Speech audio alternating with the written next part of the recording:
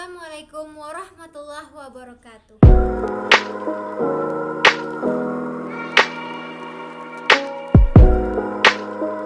Perkenalkan, saya Nadia Francisca Dwita, NIM 2001692, nomor urut 19 dari Prodi Pendidikan Bahasa Indonesia. Baiklah, di sini saya akan mengerjakan suatu proyek video pembelajaran untuk memenuhi ujian akhir semester keterampilan menulis. Mari saksikan. Assalamualaikum warahmatullahi wabarakatuh. Selamat pagi semuanya.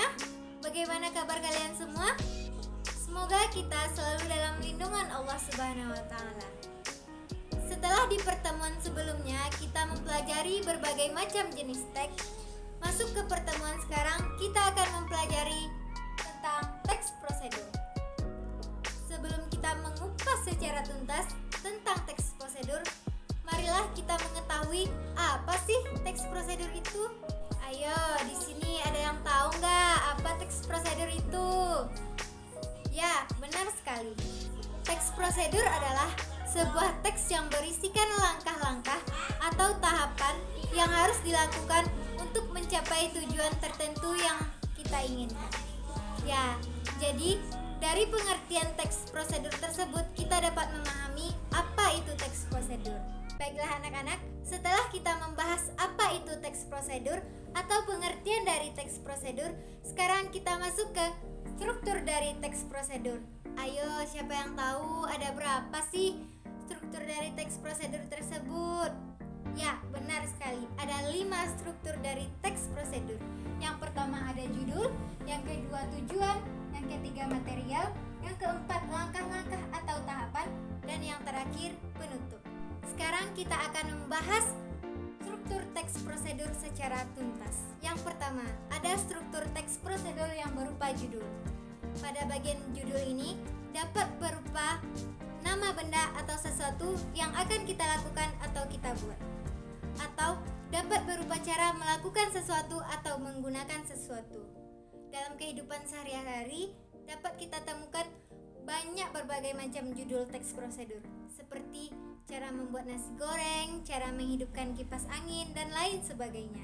Dan struktur teks prosedur yang kedua ada tujuan.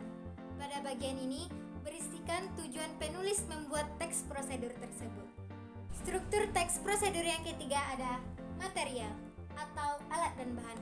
Pada bagian ini berisikan alat atau bahan apa saja yang akan kita gunakan dalam melakukan sesuatu. Yang keempat adalah langkah-langkah atau tahapan.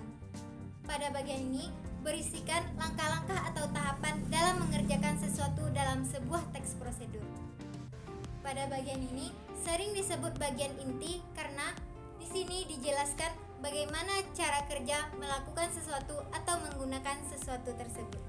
Dan struktur teks prosedur yang terakhir adalah penutup. Pada bagian ini cukup diisi dengan kalimat-kalimat yang seperlunya, tidak harus berupa kesimpulan. Jadi, itulah struktur dari teks prosedur yang dapat atau yang harus kita gunakan ketika kita menulis sebuah teks prosedur. Baiklah anak-anak, setelah kita belajar dan memahami apa itu teks prosedur dan struktur dari teks prosedur, sekarang kita masuk ke kaidah kebahasan dari teks prosedur.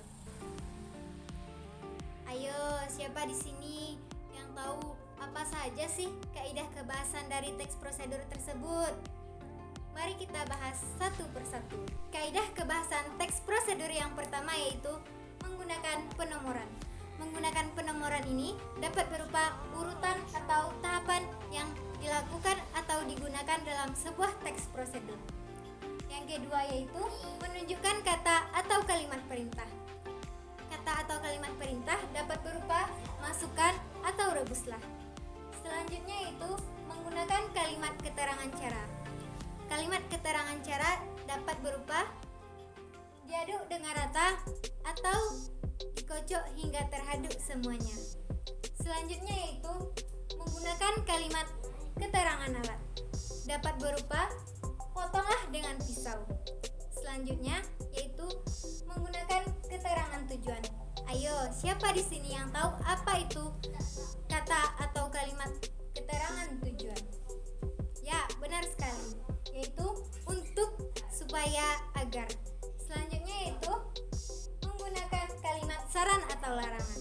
Kalimat saran dapat berupa yaitu sebaiknya, gunakanlah, atau kalimat larangan dapat berupa yaitu jangan. Dan yang terakhir adalah menggunakan kata penghubung seperti dan atau hingga. Setelah kita memahami apa pengertian dari teks prosedur, struktur dari teks prosedur, dan kaidah kebahasan teks prosedur, akan mudah kita untuk membuat atau menulis sebuah teks prosedur. Baiklah anak-anak ibu sekalian, setelah kita mempelajari apa itu teks prosedur, struktur dari teks prosedur, dan kaidah kebahasan teks prosedur, sekarang kita lanjut ke tahap berikutnya yaitu menulis teks prosedur. Bagaimana sih caranya menulis teks prosedur tersebut? Ya, di sini ibu akan ajarkan kepada kalian semua bagaimana cara menulis teks prosedur yang baik. Yang pertama, kita harus menentukan topik terlebih dahulu. Topik apa yang akan kita jadikan sebuah teks prosedur.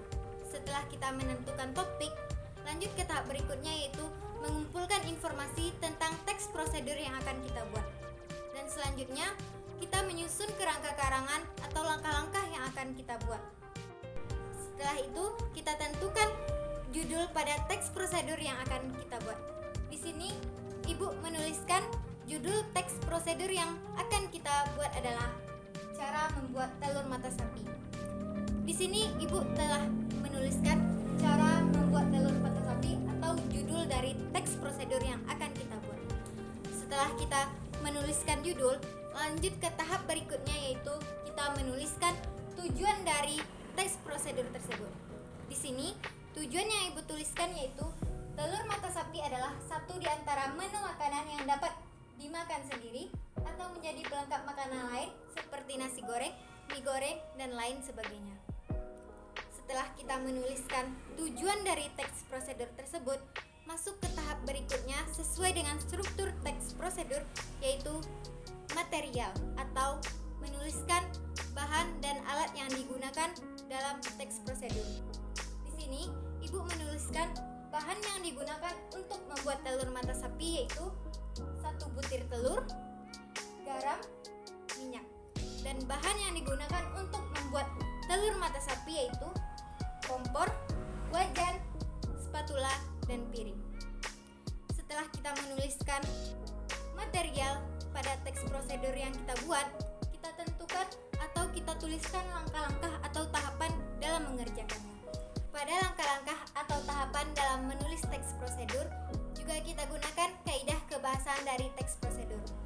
Dalam menyusun langkah-langkah teks prosedur tersebut, haruslah secara beraturan dan sistematis.